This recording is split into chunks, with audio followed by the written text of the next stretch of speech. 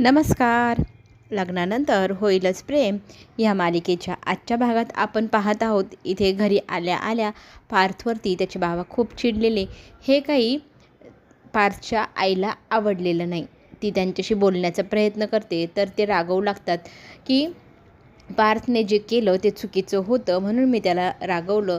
कारण रम्याने किती दिवसांपासून त्या प्रोजेक्टवरती मेहनत केलेली होती आणि तिची मेहनत दुसऱ्याला दिली.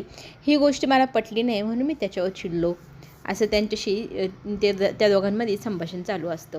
इकडे मात्र आपल्याला हे पाहायला मिळेल की काव्याला तिच्या फ्रेंडचा फोन आलेला असतो आणि ती सांगत असते आता 6 महिन्याने आपली पेपरची तयारी पूर्ण झालेली हवी, कारण तेव्हा डिक्लेअर होणार आहे की IPS ह्या पेपरसाठी किती दिवस लागणार आहे. तर त्याच्यासाठी आपण आता सुरुवात करायला हवी. तू तर केली पण असशील, कारण तू खूप एकाग्रहाने काम करते. तुझं प्रत्येक गोष्ट तू एकदम नीटनेटकपणे पूर्ण करते. कुठलंही काम तू हाती घेतलं की पूर्ण करते. हे मला तुझ्या मैत्रिणीकडनं आधी पण कळलं होतं. तर तुझी सगळी तयारी झालेली असेल, हो ना? असं म्हटल्यानंतर काव्यात विचारात पडते आणि काव्याला फार वाईट वाटतं की तिने जे स्वप्न पाहिलं अगोदर तर तुटलं आणि आता त्याच वेळेला डिलेवरी येणार म्हटल्यानंतर पुन्हा एकदा ते स्वप्न आपल्या हातातून निसटते की काय, असा प्रश्न काव्यासमोर उभा राहिलेला आपल्याला दिसेल. काव्याच्या मनात एक विचार आलाय, आता ती काय करणार. इकडे मात्र आई बाबा बोलत असतात की आता आपल्या घरात एक नवीन पाहुणा येणार, त्याची तयारी खूप छान जोमाने करायची. इथे तर पार्थच्या आईने कितीतरी स्वप्न पाहिली, अगदी प्री वेडिंग करतात ना शूट, तसं आता तिने ठरवलं की बाळाच्या 7व्या महिन्याची जी काही तयारी असेल ती आत्तापासूनच करायची. आणि ते कुठे करायचं तेही तिने ठरवले. सुनांशी बोलायचं असं तिला वाटत असतानाच लहान्या सुनबाई तिथे येतात आणि नंदिनीला पाहून ती म्हणते की बरं झाली तू आली. माझी ना डोक्यात एक कल्पना, भन्नाट कल्पना आहे. आपण ना आपल्या काव्याचं खूप छान 6 महिन्यानंतर प्री शूट करूया, तेही ढोळायचं. हे ऐकल्यानंतर नंदिनी म्हणते आता हे काय. तर इथे तिची सासू सांगू लागते की माझ्या डोक्यात विचार आला आहे, भन्नाट कल्पना. सासरी बुवा तर म्हणतात तुझ्या सासूच्या कल्पना हल्ली जरा जास्तच वाढायला लागले. आता तर काय म्हणे प्री वेडिंगसारखं शूट करायचं गरोदरपणाचं पण. आणि ह्यांचं बोलणं चालू असताना तिथे काव्य येते आणि 6 महिन्याने माझ्या आयुष्यात एक खूप महत्त्वाची घटना आहे, त्याच्यासाठी मला आत्तापासून तयारी करायची आहे, असं बोलत असतानाच इथे ना लगेचच तिची सासू म्हणते हो 6 महिन्याने एकदम महत्त्वाचा दिवस आहे, तो म्हणजे तुझ्या डोहाळे जेवणाचा. आणि तुझं डोहाळे जेवण आपण गुवाहाटी इथे करूया, माझ्या मैत्रिणीची इथे.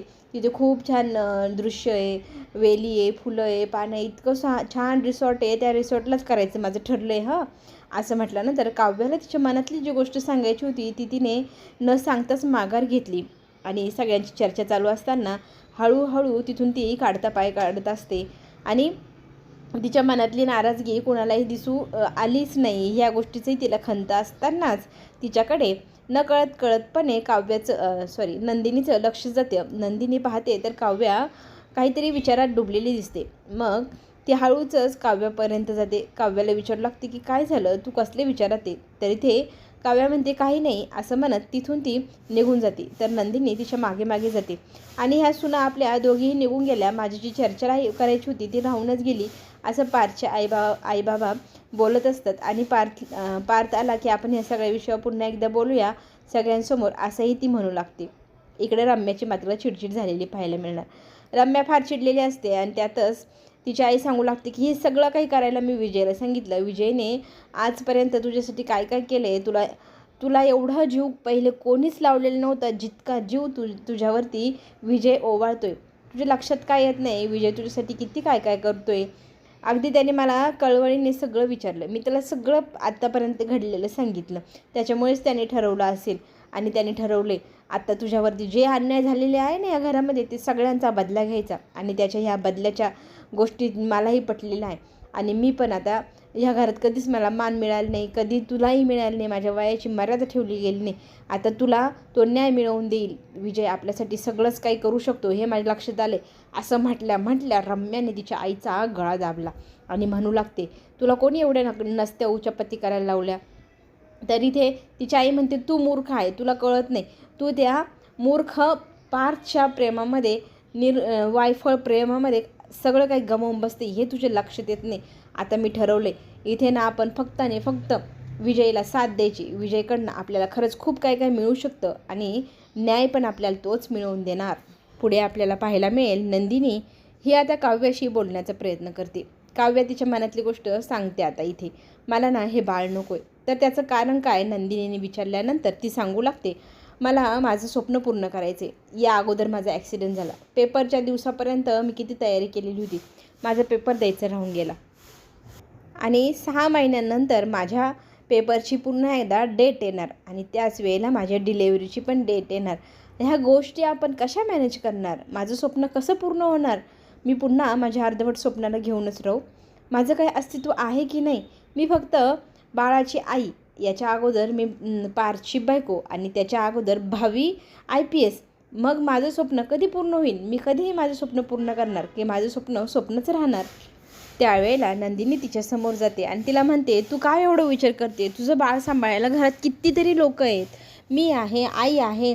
मी तर तुझ्या बाळाला माझ्या बाळासारखं सांभाळेल. सगळं करेल मी त्याच्यासाठी माझ्या बाळासारखं. तर इथे नंदिनीला काव्य प्रश्न विचारते, तू माझ्या बाळाचं करणार, मग तुझं काय? तुला तुझं बाळ नको आहे का?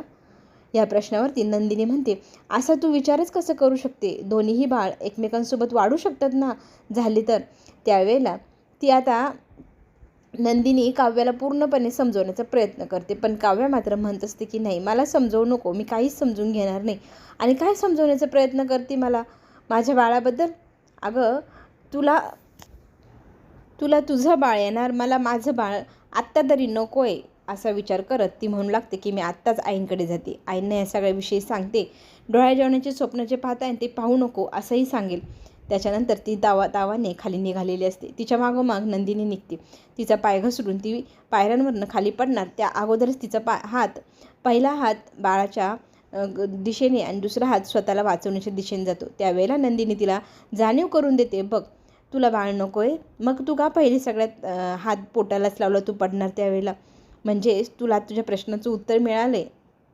तुला कळायला हवं तुझं बाळ तुझ्यासाठी किती महत्त्वाचं आहे. तुझ्या मनातली ही द्विधा मनस्थिती दूर झाली पाहिजे.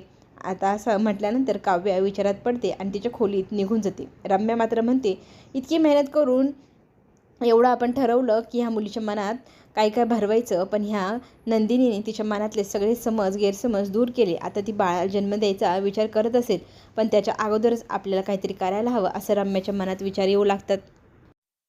पुढे आपल्याला हेही पाहायला मिळेल की बाबांशी बोलण्याचा प्रयत्न आता इथे काव्य करणार. काव्य तिच्या सासऱ्यांकडे जाते आणि म्हणू लागते की बाबा तुम्ही ना आज यांना खूपच जास्त बोललात. तुम्हाला मी एवढं कधी चिडलेलं पाहिलेलं नाही.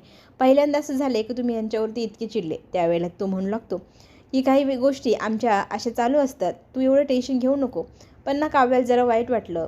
त्यांच्या चेहऱ्यावर आज आनंद नाही, किती टेन्शनमध्ये दिसत होते. तर इथे तिला समजावून सांगतात, हे बघ तू फक्त आता तुझी काळजी घे आणि तुझ्या नवऱ्याची काळजी तू एवढं विचार करू नको.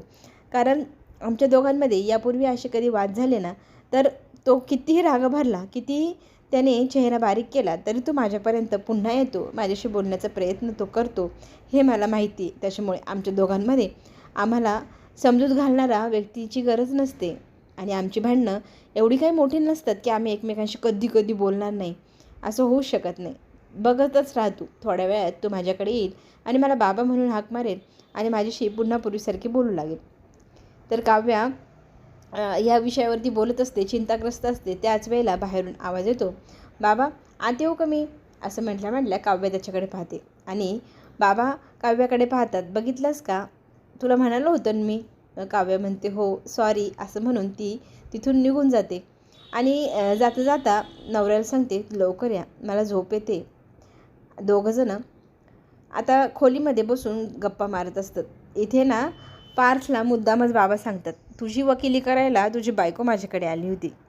मग इथे पार्थ म्हणू लागतो की मला असं वाटायचं माझी मनी माऊ फक्त फीस करतेच की काय, तिथं मला प्रेम पण करते.